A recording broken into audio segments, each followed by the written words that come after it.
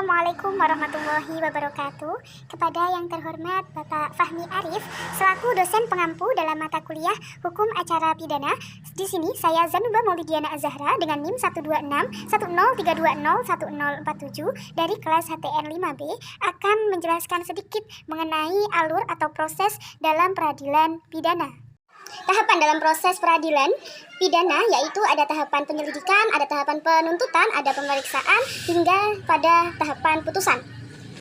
Pada setiap tahapan terdapat beberapa tindakan yang harus dilakukan untuk bisa memasuki tahap-tahap selanjutnya. Tiap tahap ini dilakukan oleh masing-masing lembaga sesuai dengan tugas kewenangannya. Dalam tahap penyidikan, ini tahapan yang pertama, yaitu akan dilakukan oleh pihak kepolisian. Berdasarkan wewenangnya, polisi dapat menilai dan menentukan suatu peristiwa sebagai tindak pidana atau bukan.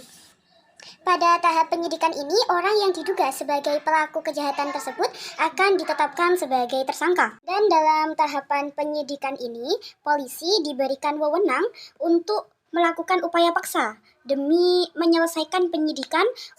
Upaya yang bersifat memaksa tersebut meliputi pemanggilan, penangkapan, penahanan, penggeledahan, penyitaan, dan pemeriksaan surat-surat.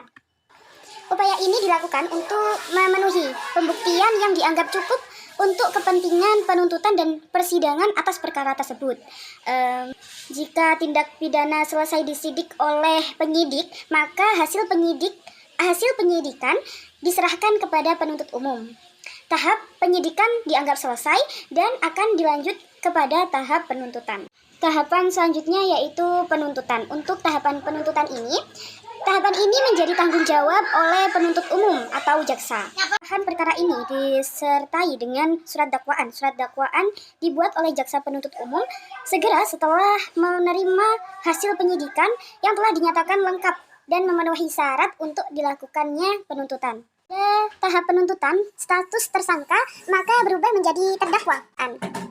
Dalam tahap pemeriksaan perkara di pengadilan negeri dilakukan setelah penyerahan perkara oleh penuntut umum. Pemeriksaan perkara oleh hakim di sidang pengadilan didasarkan pada dakwaan dari jaksa penuntut umum. Hingga dalam tahapan ini, terdakwa yang terbukti bersalah akan menjadi terpidana. Terima kasih, sekian penjelasan singkat dari saya. Apabila ada kurang lebihnya, saya mohon maaf. Wassalamualaikum warahmatullahi wabarakatuh.